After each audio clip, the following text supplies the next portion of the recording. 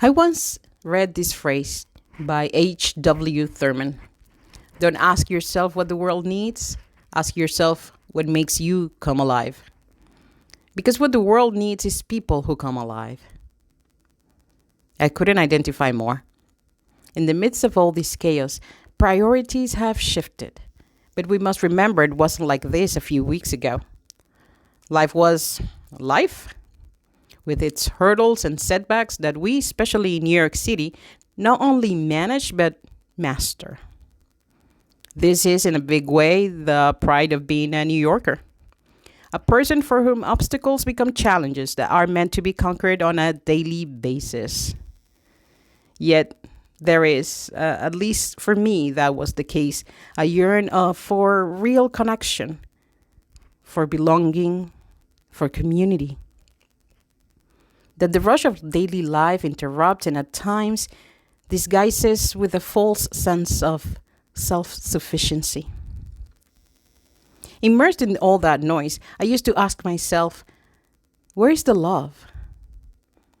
Once my mind was able to give words to that feeling, that question never left my mind. Where is the love? Where's the love? These words fueled my actions, and I went on a quest to find what makes me come alive. This is how I found myself for the very first time at the Cathedral of St. John the Divine. Like many, I was warmly welcomed by Alfredo Blanco, who quickly engaged in conversation with me. Like many, I was also hesitant to pay for admission, and like many, I couldn't believe I have never been to that place before.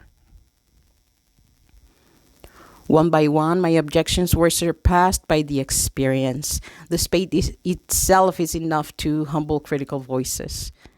124 feet of stone and Gothic arches invite you to look up well before you're able to get into the Neo-Romanesque section where the high altar is located. These dimensions provoke in many a deep sense of the present moment, the here and now, where things have value and all is possible.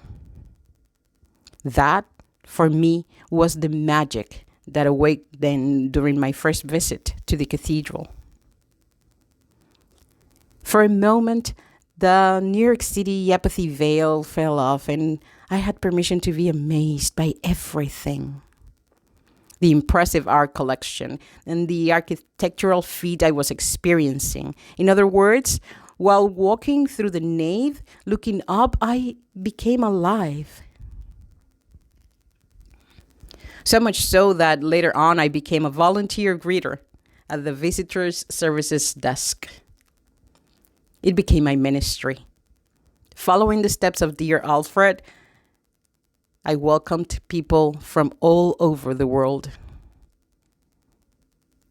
Make them feel loved, safe, and at home, as I heard so many times in homilies at the cathedral.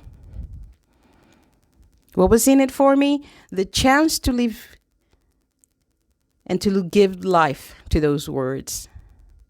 As I was giving, I was most definitely receiving. This experience was helping me come to life. And this is a fraction of a humble tale that seeks to share this question that has been in my heart for so long. What makes you alive? What does resurrection mean to you in these times? How will we live this new beginning?